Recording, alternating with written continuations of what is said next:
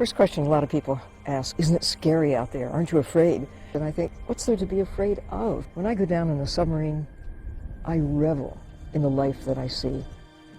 Sylvia Earle doesn't have the typical desk job. In fact, there is no desk. Miles below the ocean's surface is where she does her best work. She's an oceanographer, explorer, and advocate for all things related to the sea. To speak for those creatures who can't speak for themselves. She gets that set look, and then she's, there's no changing her mind, she gets that. She is pretty much fearless. Sylvia doesn't like to think of herself as brave, but how else do you describe someone who has spent more than 7,000 hours underwater?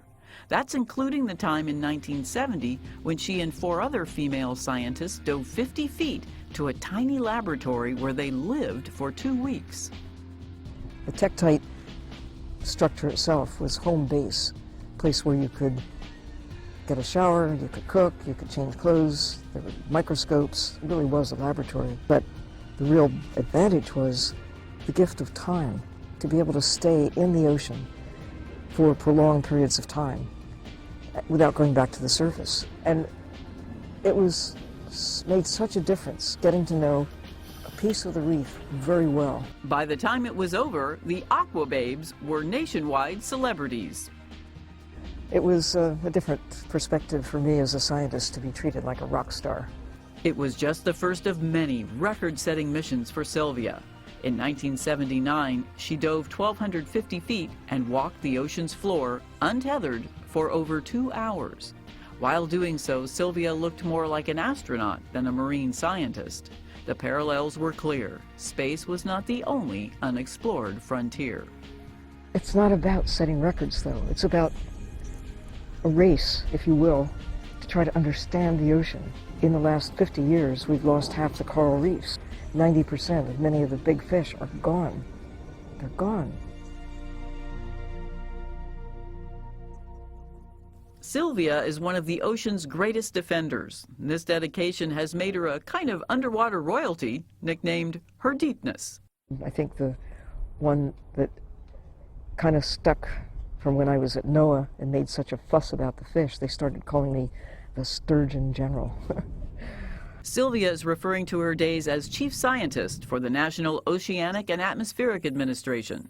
Working for the government wasn't what she expected. She really went in thinking that she was going to be able to make a fundamental difference in Washington. And it just, it was just a frustrating experience. Some of the guys were telling her, well, you can't wear that color, you can't wear that jewelry. And she wasn't being respected as a scientist. And she eventually decided that she could be more effective from the outside than within. From then on, Sylvia called her own shots. In 1992, she formed Deep Ocean Exploration and Research. Now run by her daughter and son-in-law, the company designs and builds submersibles, miniature submarines that can take Sylvia and other scientists deeper than scuba gear ever could. I love the submarines that enable you to go down and actually be a part of the ocean. Wherever Sylvia goes next, she wants others to join her in the Ocean Explorer. This includes diving 3,200 feet for a view of what she calls the blue heart of the planet. And Sylvia's goal really with that vehicle is to be able to bring artists, kids, songwriters, politicians, anybody that she can convince to get into that submarine with her. When completed, Sylvia believes the sub can eventually change how people see the world. Most of the ocean has never been seen by anybody, ever. We need to go deep in the sea to be able to explore, understand, and use that knowledge. Another way Sylvia is helping others understand the sea is through Google Earth. The alliance was formed after a slip of the tongue to one of its top executives. I said to John Hankey, you should call it Google Dirt. And I didn't mean to say it, it just popped out. Sylvia's comment was a lightning bolt to the company. Google Earth had mapped land all over the world, but not water. To fix that, they joined forces with Sylvia. Like a seiche, almost a tidal wave. She's got just a sort of way about her that makes you want to help her achieve her mission and really re-examine why we love the ocean.